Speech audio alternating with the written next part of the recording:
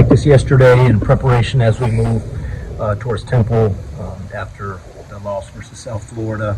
And looking forward to a good practice today, getting prepared to head to Philadelphia afterwards this afternoon.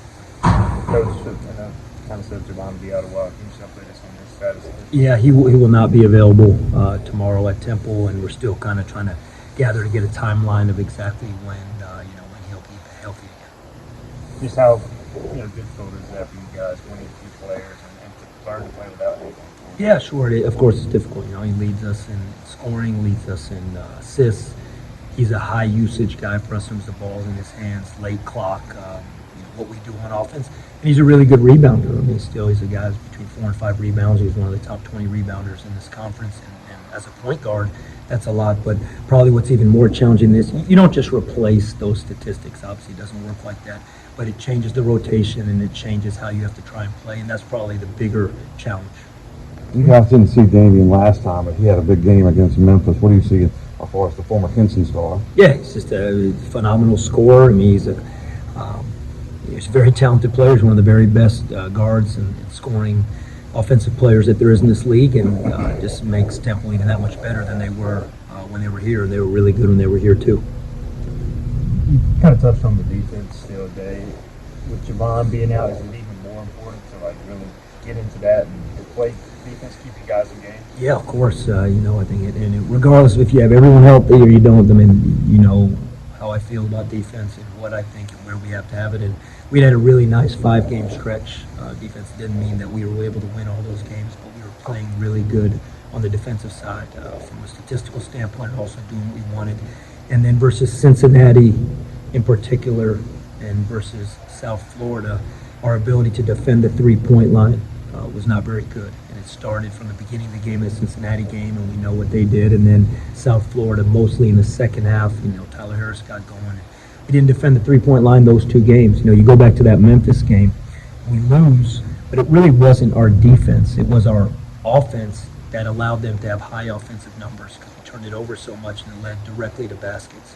And there's no defense for that. Anytime they're turning you over in a trap or a turnover that leads to a layup, the numbers are going to be high. And that was the Memphis game. So I really didn't look at that as a poor defensive game. In fact, we played really well defensively in the first half and even the second half. We just couldn't. Ball security really hurt us. But we have not been very strong on defense on the road at Cincinnati and the other day versus South Florida. This is the first team you've seen twice in the season. Do you go back and look at the film of the first game and harp on that a lot, or do you just have to use this game kind of as an individual game? No, yeah, a little bit of both. I mean, you absolutely have to go back, and I mean, we studied that game film a ton, and you look at it. But again, as Brian alluded to, that Damian Dunn will be available this game, so they won't without him. But you go back definitely, and you look at what they did that hurt us. You look at anything that we were able to have success with, and you hope we can capitalize on that. And you look at that, but then they're playing really good basketball. Remember, when they came in to play us, it was right after the break. They had not been playing their best basketball leading into the break. And Coach McKee did a great job. He shifted the lineup around, and they really found something. They're playing as good as anybody is in this league right now. So going into our game, what they did in here and what they've done since, and obviously they're coming off of a very difficult loss the other day versus Memphis. They're playing as good a basketball as anyone, and they've got Dunn back. So you have to also look at what they've been doing presently and more recently. With Small being out, is it one guy able to step in there, or is it a number of guys that are going to have to pick up where he's not in? Yeah, I don't think you can ever just replace anybody with one guy. I think no matter if he's your leading scorer or someone at the front of your lineup, or even committee's going to have to do it. Guys are going to have to step up, and it's going to be a combination of guys who had maybe a smaller role, and that role gets increased, and then guys that maybe didn't even have a role in terms of minutes. Everybody's got a role, a really important role for us.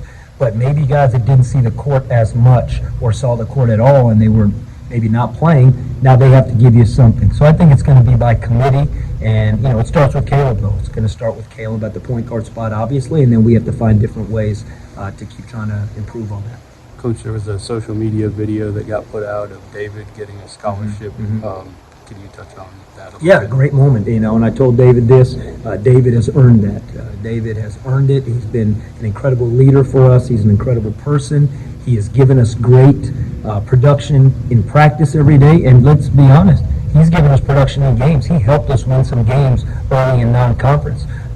We turned to him a couple games ago where we put him in the game. So we have great faith and trust in who Dave is as a basketball player, and even more so as a person. He is just such a great leader and a good representative of this university and this program. And he has absolutely earned the right to be on scholarship the remainder of this season, and it was an exciting time for him and this team. You guys have been playing basically over 3-4 days since conference play started. What do you feel like kind of you guys are at mentally with the grind of conference play and everything that you're going through? It's a great point, and I'd say this, and someone brought this stat to me this morning. It's something I haven't liked to think about a lot, and and I know everyone said it, you guys are young. Well, we're actually the 354th youngest team in Division I right now. Statistically, you might say 348 out of 363, but I think there's 6 teams that are transitioning into Division I that are all older than us, but they give them zero experience in Division I because they're transitioning teams in.